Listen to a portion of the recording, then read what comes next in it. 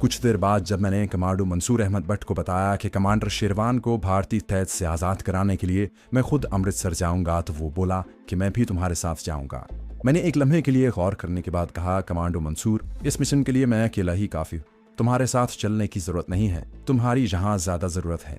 मगर वो साथ चलने के लिए इसरार करने लगा। जब उसने बहुत ज़्यादा इसरार किया तो मैंने उसे समझाने की कोशिश करते हुए कहा, दोस्त, तुम बहुत जोशीले आदमी हो, ये जोश जंग के महाज के लिए तो बड़ा कारामद है, मगर कमांडो मिशन में ये जोश आदमी को उल्टा मरवा भी देता है। उसने मेरा हाथ अपने हाथ में लेकर कहा, खुदा की कसम, मैं जितना जोशीला कश्मीरी मुसलमान हूँ उतना ही मुतहम्मिल मिजाज भी हूँ। अगर तुम मुझे साथ न ले गए तो मैं अपने तौर पर अकेला ही अपने कमांडर को भारतीयों की कैद से रिहा करवाने के लिए चला जाऊंगा। मैंने सोचा कि इस आदमी से कोई बैद नहीं कि इधर मैं इस मिशन पर रवाना हो जाऊं और मेरे जाने के थोड़ी देर बाद ये भी इस मिशन पर चल पड़े। यूं हम दोनों का काम खराब हो सकता था, बल्कि बहुत मुमकिन था कि हम दोनों ही वहां किसी मुसीबत में फंस जाएं। मैंने बेहतर समझा कि चलो इसको साथ लिए चलते हैं। मैंने उसे कहा कि ठीक है दोस्त, अगर तुम इस मिशन पर जरूर जाना चाहते हो तो फिर अकेले जाने से बेहतर है कि मेरे साथ चलो। कमांडो मंसूर बहुत खुश हुआ, कहने लगा, हमें अपने साथ क्या क्या चीजें ले जानी होंगी। मैंने उसे कहा, ये अगर कोई फौजी ऑपरेशन होता और हम दुश्मन का कोई पेट्रोल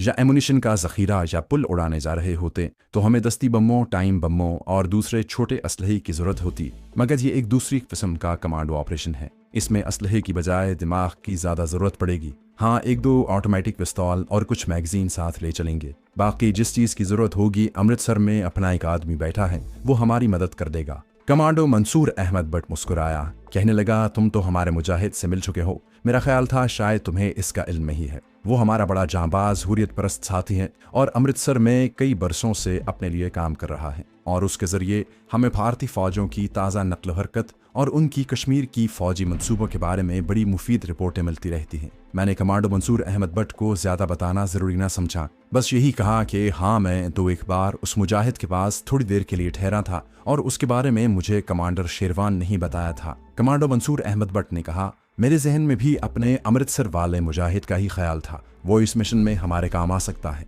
बाकी हम यहाँ से 2 ऑटोमेटिक पिस्तौल साथ ले चलेंगे। भारतीय फौज का हमने काफ़ी असलहा छीन रखा है। हमने अपने कमांडो मिशन पर जाने के लिए तैयारी शुरू कर दी। किसी ज्यादा तैयारी की जरूरत नहीं थी। मेरे कपड़े कश्मीर की पहाड़ियों में पैदल सफर करने से काफी फट गए थे। मेरी गर्म जैकेट भी खराब हो गई थी। मैंने गर्म जैकेट और पुरानी मगर साफ सुथरी ब्राउन कलर की पतलून पहन ली। कमांडो कभी भड़कीले और शोख रंगों वाले कपड़े नहीं पहनते, खास तौर पर जब वो किसी मिशन पर जाता है तो गहरे और मेलखोरे रंग की पतलून जैकेट पहनता है। अंधेरे में ये लिबास नुमायां होकर दिखाई नहीं देता, जबकि शोख रंगों पर दिन के वक्त भी लोगों की जरूर नजर पड़ती है। हमने कुछ इंडियन करेंसी और एक ऑटोमेटिक पिस्तौल और कुछ मैगजीन साथ रख लिए। हर मैगजीन में 12-12 गोलियां थीं, जिसको पिस्तौल के अंदर खाली मैगजीन निकाल कर चढ़ा दिया जाता था। ये ऑटोमेटिक पिस्तौल नए नए भारतीय फौज के पास आए थे, जो कश्मीरी मुजाहिदीन ने एक असलहा डिब्बू पर शबखून मारकर दूसरे असलहे के साथ हासिल किए थे। कमांडो मंसूर अहमद भट्ट दरमियाने मगर वर्जिशी जिस्म वाला नौजवान था और कई मार के मार चुका था। उसे कमांडो एक्शन का काफी तजुर्बा था। सबसे अच्छी बात यह थी कि वो उर्दू और पंजाबी कश्मीरी लहजे के बगैर बोल लेता था, जहां उसे कोई नहीं पहचान सकता था कि ये कोई कश्मीरी नौजवान है। रंग उसका मेरी तरह साफ जरूर था, मगर ये कोई तशवीश वाली बात नहीं थी। हम अपनी खुफिया कमीनगाह से मुंह अंधेरे रवाना हो गए। खास पहाड़ी रास्तों से गुजरकर हम जिस वक्त शहर से काफी आगे गए और जम्मू बानिहाल जाने वाली सड़क पर आए तो दिन निकल चुका था। हम अपनी शक्लो सूरत और लिबास से दफ्तर में काम करने वाले बाबू लगते थे। श्रीनगर शहर के बड़े पुल पर चेकिंग का खतरा था, वहां से हम आगे निकल आए थे। अब खतरा जम्मू शहर में दाखिल होते वक्त था, मगर वहां भी चेकिंग ज्यादा नहीं होती थी। CID वाले जरूर इधर उधर फैले हुए थे। बाहर से आते वक्त लारी अड्डे और रेलवे स्टेशन पर मशकूक अफराद की उसी वक्त तलाशी ले ली जाती थी, मगर जम्मू से निकलते हुए इतनी सख्ती नहीं होती थी। श्रीनगर की तरफ से एक लारी आई, हमने हाथ देकर उसे रोका। मालूम हुआ लारी सिर्फ बानिहाल तक जाएगी। हम बैठ गए कि बानिहाल में रात गुजारेंगे और वहां से सुबह के वक्त जम्मू की लारी पकड़ेंगे। लारी ने हमें बानिहाल पहुंचा दिया, जहां तक बिल्कुल खैरियत रही। रात हमने लारी अड्डे के एक होटल की कोठरी में बसर की, जहां सर्दी ज्यादा थी। सुबह सुबह जम्मू वाली गाड़ी में सवार हो गए। जम्मू करीब आने लगा तो हम मोहतात होकर बैठ गए। हम अलग अलग सीटों पर फासला डालकर बैठे हुए थे और रास्ते में एक दूसरे से बात भी नहीं करते थे। लारी जम्मू के अड्डे पर पहुंच गई। मैंने आंखों के इशारे से कमांडो मंसूर अहमद को होशियार रहने के लिए कहा, क्योंकि मुझे वहां एक मशकूक सूरत आदमी नजर आया था, जो यकीनन CID का आदमी था। हम लारी में से उतरकर अलग अलग होकर अड्डे से निकल पड़े। ये हमने पहले से तय कर रखा था कि हमें अड्डे से निकलकर कहाँ जाना है। कमांडो मंसूर पहले गया, उसके पीछे थोड़ा फासला डालकर मैं भी चल पड़ा। चौक आया तो ये देखने के लिए कि मेरे पीछे कोई सीआईडी वाला लगा है या नहीं। मैं सिगरेट पान वाली दुकान पर रुक गया। मैंने सिगरेट खरीदने के बहाने पीछे निगाह डाली। शाम हो रही थी, बाजार में लोग चलते फिरते नजर आ रहे थे। मुझे सीआईडी वाले की शक्ल कहीं दिखाई न दी। वो मेरे पीछे नहीं आया था, इसलिए उसे मुझ पर कोई शक नहीं हुआ था। जो बाजार रेलवे स्टेशन की तरफ जाता था उसके शुरू में एक होटल था। हमने यहीं आकर मिलने का तय किया हुआ था। मैं होटल के अंदर दाखिल हुआ तो कोने में कमांडो मंसूर अहमद भट्ट बैठा सिगरेट पी रहा था। मैं उसके पास जाकर पहुंच गया। अमृतसर जाने वाली गाड़ी शाम के 7:15 बजे जम्मू से रवाना होने वाली थी। अभी काफी वक्त था। हम वहीं होटल में कोने वाली मेज के पास बैठे रहे। हमने वहीं खाना मंगवा कर खाया, फिर चाय मंगवा ली और आहिस्ता आहिस्ता पीते और वक्त गुजारते रहे। जम्मू तवी का स्टेशन वहां से ज्यादा दूर नहीं था। हम 15 मिनट पहले स्टेशन पर आ गए थे। कमांडर मंसूर अहमद भट्ट जाकर 2 टिकट ले आया। ट्रेन इतने में प्लेटफॉर्म पर आकर लग गई। मुसाफिर सवार होने लगे। हम भी एक डिब्बे में बैठ गए। प्लेटफॉर्म पर पुलिस के सिपाही मौजूद थे, मगर किसी ने हमारी तरफ तवज्जो न दी। मुसाफिरों का रश भी काफी था। ट्रेन चल पड़ी। रास्ते में उसका इंजन खराब हो गया। वहां उसने काफी देर लगा दी। जालिंधर पहुंचते पहुंचते काफी रात हो गई। जालिंधर रेलवे स्टेशन पर सिख पुलिस काफी तादाद में मौजूद थी। मैंने कमांडर मंसूर अहमद भट्ट की तरफ देखा, उसने मेरी तरफ देखा, मगर बड़ी जल्दी हमें मालूम हो गया कि पुलिस की गार्ड जालिंधर से अंबाले जा रही है। हमने इत्मीनान का सांस लिया। गाड़ी जालिंधर स्टेशन पर काफी देर तक रुकी रही। हम अपने डिब्बे में ही बैठे रहे। पुलिस की पार्टी को अमृतसर से दिल्ली की तरफ जाने वाली गाड़ी पर सवार होना था। चुनाचे सिख सिपाही बेजारी के आलम में इधर उधर टहल रहे थे। कुछ टी स्टॉल के पास बेंच पर बैठे चाय पी रहे थे। आखिर ट्रेन ने विसल दिया और अमृतसर की तरफ खिसकने लगी। जालिंधर से अमृतसर कोई 40 मील के फासले पर है। ट्रेन की रफ्तार सुस्त थी। उसने 2 घंटों में हमें अमृतसर पहुंचाया। उस वक्त रात के 12 बजने वाले थे। अमृतसर स्टेशन पर भी पुलिस मौजूद थी, मगर 3-4 सिपाही ही थे जो दूर खड़े मुसाफिरों को ट्रेन से उतरते देख रहे थे। हम यहाँ भी एक दूसरे से अलग अलग होकर स्टेशन से बाहर निकले। हम दोनों को अमृतसर में मुकीम अपने मुजाहिद के मकान का पता मालूम था। खतरा हमें सिर्फ इस बात का था कि हमारे पास पिस्तौल थे, मगर हम खैरियत से स्टेशन की हुदूद से निकल गए। वागा रोड को जाने वाली सड़क सर्दी की वजह से सुनसान पड़ी थी। मैं गर्मी के मौसम में एक बार रात को यहाँ से गुजरा था तो दुकानों के आगे चारपाइयों पर लोग सो रहे थे। अब वहाँ कोई चारपाई नहीं थी। स्टेशन से निकलते ही हम एक दूसरे के दरमियान फासला डालकर आगे पीछे हो गए। मैं आगे आगे चल रहा था। कमांडो मंसूर अहमद भट्ट मुझसे कोई 10-12 कदम के फासले पर एक तरफ होकर आ रहा था। दाइमगंज की आबादी वहां से ज्यादा दूर नहीं थी, मगर करीब भी नहीं थी। मैं कुछ दूर चलने के बाद दाएं जानिब खेतों में हो गया। कमांडो मंसूर अहमद भट्ट भी मेरे पीछे पीछे खेतों में आ गया। जहां अंधेरा था, मगर पुलिस के किसी सिपाही के मिलने का इम्कान नहीं था। इस इलाके में रात को पुलिस जरूर गश्त पर होती थी, शायद इसलिए भी कि आगे छावनी थी। दाइमगंज के मकानों की रोशनी दूर से नजर आ रही थी। अब हम एक दूसरे के करीब आ गए थे और साथ साथ चल रहे थे।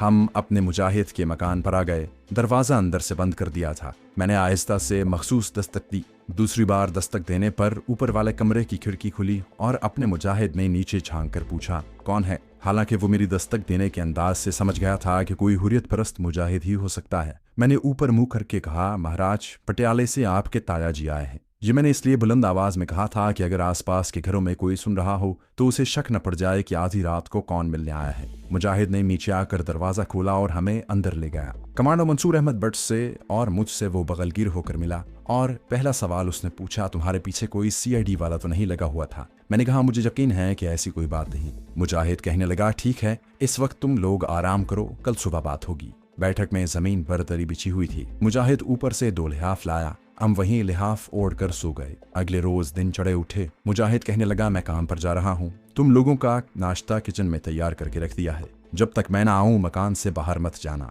वो चला गया। हमने किचन में जाकर चूल्हे के पास नाश्ता किया और वापस बैठक में आकर लिहाफ घुटनों तक ओढ़ कर दरी पर बैठ गए। कमांडो मंसूर अहमद भट्ट कहने लगा, सबसे पहले हमें यह मालूम करना होगा कि कमांडर शेरवान अगर अमृतसर जेल में है तो कौन सी फांसी की कोठरी में बंद है, क्योंकि अमृतसर जेल काफी बड़ी है और उसकी कई चक्कियां होंगी। मैंने कहा, अपना मुजाहिद ये सब मालूम कर लेगा। इसने सुराग रसानी के लिए कुछ खास आदमी रखे हुए हैं जो वादी के कश्मीरी मुसलमान ही हैं और इस शहर में मेहनत मजदूरी करते हैं। 1 घंटे बाद मुजाहिद आ गया। वो हमारे पास ही दरी पर बैठ गया। अब बताओ यहाँ कैसे आना हुआ? जब हमने उसे बताया कि भारतीय फौज ने हमारी कमिंग गाह पर हमला करके कमांडर शेरवान को गिरफ्तार कर लिया है और हमारी इत्तला के मुताबिक उसे अमृतसर जेल में मुंतकिल कर दिया गया है, दोस्तों, आगे बढ़ने से पहले आपसे गुजारिश है कि अगर आपने अभी तक इस चैनल को सब्सक्राइब नहीं किया तो इसे सब्सक्राइब कीजिए और वीडियो पसंद आने की सूरत में इसे लाइक, शेयर और कमेंट करके हमें बताइए कि आपको हमारी वीडियो कैसी लगी। तो आइए कहानी की तरफ चलते हैं। तो वो सर झुकाकर कुछ सोचने लगा, फिर हमारी तरफ सर उठाकर बोला, ये अच्छा नहीं हुआ। कमांडर शेरवान का पकड़ा जाना हमारी तहरीक आज़ादी के लिए बुरा शुगुन है, लेकिन खैर कोई बात नहीं। इस वक्त कश्मीर का बच्चा कमांडर शेरवान है। कमांडर मंसूर ने कहा, हमारा ख्याल था कि कमांडर को इंडियन मिलिट्री इंटेलिजेंस जम्मू के इंटरोगेशन सेंटर में ले गई होगी, लेकिन हमें इत्तला मिली है कि कमांडर को अमृतसर जेल में पहुंचा दिया गया है। वो तहरीक आज़ादी की बड़ी अहम शख्सियत है और भारतीय फौज और कश्मीर की हिंदू पुलिस एक मुद्दत से उसके पीछे पड़ी हुई थी। मैंने कहा, हम अपने कमांडर को अमृतसर जेल से निकालने आए हैं। मुजाहिद ने सिगरेट सुलगा लिया और उसके हल्के हल्के कश लगाते हुए सामने दीवार की तरफ देख रहा था। मंसूर अहमद भट्ट ने कहा, सबसे पहले तो इस बात की तस्दीक होनी चाहिए कि कमांडर शेरवान अमृतसर जेल में ही है। इसके बाद फिर ये मालूम होना चाहिए कि उसे जिस फांसी की कोठरी में बंद किया गया है उसका रुख जेल की किस जानिब है और वहां से जेल की बड़ी दीवार कितनी दूर है। अपने मुजाहिद ने हमारी तरफ मुतवज्जे होकर कहा, इतनी लंबी तमहीद बांधने की जरूरत नहीं, ये सारी मालूमात कल तक हासिल हो जाएंगी। वो सारा दिन हमने मुजाहिद के कमरे के अंदर ही गुजार दिया। रात को बारी बारी निकलकर खेतों में थोड़ी थोड़ी देर के लिए टहलने गए और फिर वापस मकान में आ गए। रात को अपना मुजाहिद दुकान बंद करके आया तो उसने सबसे पहला इंकशाफ ये किया कि कमांडर शेरवान अमृतसर जेल में नहीं है। हम उसका मुंह तकने लगे, तो फिर फौज उसे कौन से शहर में ले गई है? कमांडर मंसूर अहमद भट्ट के इस सवाल पर मुजाहिद ने हमारे पास इत्मीनान से बैठते हुए कहा, कमांडर इसी शहर में है मगर अमृतसर जेल में नहीं है। उसे अमृतसर छावनी के किले में रखा गया है। मुझे जो इत्तला मिली है उसके मुताबिक कमांडर शेरवान पर शदीद तशद्दुद किया जा रहा है। एक लम्हे के लिए वहां खामोशी छा गई। मैंने कहा, इसका मतलब हुआ कि कमांडर भारतीय इंटेलिजेंस की तहवील में है। मुजाहिद ने नफी में सर हिलाते हुए कहा, नहीं, वो पंजाब की खुफिया पुलिस की हिरासत में है और पंजाब पुलिस ही उससे पूछगिछ कर रही है, मगर अमृतसर छावनी के एक किले में तो फौज मुकीम है। कमांडर मंसूर अहमद भट्ट की इस बात के जवाब में मुजाहिद ने कहा, किसी जमाने में यहाँ किले में रहा करती थी, मगर अब एक अरसे से ये तला पंजाब की खुफिया पुलिस का हेडक्वार्टर बन चुका है। यहाँ बड़े खतरनाक मुजरिमों को लाया जाता है और इनसे पूछगिछ करने वाले बेहद जालिम, संगदिल और तजुर्बाकार पुलिस अफसर होते हैं। कमांडर मंसूर अहमद भट्ट कहने लगा, कमांडर शेरवान कभी जबान नहीं खोलेगा, लेकिन ये लोग किले में उस पर तशद्दुद करेंगे। मुझे खतरा है कि तशद्दुद से कहीं कमांडर शहीद न हो जाए। मुजाहिद ने कहा, इस बात का इम्कान मौजूद है, क्योंकि इससे पहले किले में हमारी रिपोर्ट के मुताबिक ऐसे कई मुसलमान शहीद हो चुके हैं जिस पर पाकिस्तानी जासूस होने का इल्जाम था और जिन्हें पंजाब पुलिस ने वहशियाना तशद्दुद का निशाना बनाया और वो शहीद हो गए। मैंने मुजाहिद से कहा, हमें हर हालत में जितनी जल्दी मुमकिन हो सके कमांडर शेरवान को किले से निकालना होगा। इस सिलसिले में तुम हमारी क्या मदद कर सकते हो? मुजाहिद ने सिगरेट की राख झाड़ते हुए कहा, सिर्फ कमांडर को किले से बाहर नहीं निकाल सकता, बाकी तुम्हारी हर किस्म की मदद कर सकता हूँ। मैंने मुजाहिद से कहा, क्या किसी तरह हमें ये मालूम हो सकता है कि कमांडर को किले में किस जगह पर रखा गया है और जिस जगह पर रखा गया है कि उसका रुख किले की चार दीवारी की किस जानिब है? मुजाहिद ने आहिस्ता आहिस्ता सर हिलाते हुए कहा, ये मालूम हो जाएगा। कमांडर मंसूर अहमद भट्ट ने सवाल किया, क्या हमें ये भी मालूम हो सकता है कि किले के अंदर खुफिया पुलिस के दफातर शाम को किस वक्त बंद हो जाते हैं और बंद हो जाने के बाद वहाँ कहाँ कहाँ पहरा होता है और दफ्तरों की सफाई करने वाले खाकरूब किस वक्त किले में दाखिल होते हैं, कितनी देर तक किले के अंदर झाड़ू देते हैं? मुजाहिद उसी तरह बेनियाजी से सिगरेट पीते हुए आहिस्ता आहिस्ता सर हिला रहा था। उसका चेहरा हर किस्म के जज्बात से आरी मालूम हो रहा था। कहने लगा, ये सब मालूमात आपको मिल जाएंगी मगर वक्त लगेगा, ज्यादा वक्त नहीं लगना चाहिए। मैंने कहा। मुजाहिद बोला, सिर्फ आज और कल का दिन दे दूं, कल रात को मुझे जिस कदर मालूमात मिल सकेंगी तुम्हें आकर बता दूंगा। वो दिन और उससे अगला दिन हमने अपने मुजाहिद के मकान के अंदर बड़ी बेचैनी से गुजारा। दूसरे रोज रात को मुजाहिद दुकान बंद करने के बाद सीधा घर पर आ गया। हम बेताबी से उसका इंतजार कर रहे थे। मुजाहिद हमें ऊपर वाली मंजिल की बैठक में ले गया। वहां हमारे सामने जमीन पर बिछी हुई जाजिम पर बैठ गए और कहने लगा, कमांडर शेरवान को किले के अंदर जमीन दोस्त तय खाने में रखा गया है। इसका रुख किले की मशरकी जानिब है, यानी जिस तरफ रेलवे का रीगू ब्रिज है। तय खाने से बाहर किले की पुरानी सीढ़ियां हैं जो ऊपर किले की छत को जाती हैं। किले के उस रुख सबसे बड़ी निशानी ये है कि किले के उस रुख पर किले की छत पर एक मोर्चा सा बना हुआ है। ये सीमेंट का मोर्चा है और इसमें 3-4 चौड़े सुराख हैं। जब फौज किले में रहती थी तो यहाँ मशीन गन पोस्ट हुआ करती थी, मगर अब ये मोर्चा खाली पड़ा है। मैंने मुजाहिद से पूछा, रात को किले की छत पर पुलिस के कितने सिपाही होते हैं? मुजाहिद ने जवाब दिया, मुझे मिलने वाली इत्तला के मुताबिक किले की छत पर रात को कोई सिपाही पहरे पर नहीं होता, मगर जिस तहखाने में कमांडर कैद हैं उसके दरवाजे पर हर वक्त एक मुसल्ला सिपाही मौजूद होता है। हर 4 घंटे के बाद उसकी जगह नया सिपाही पहरे पर आ जाता है। उसके अलावा किले के अंदर दफ्तर 5 बजे शाम को बंद हो जाते हैं। स्टाफ अपने अपने घरों को चला जाता है, लेकिन पुलिस वहां जगह जगह पहरे पर मौजूद होती है।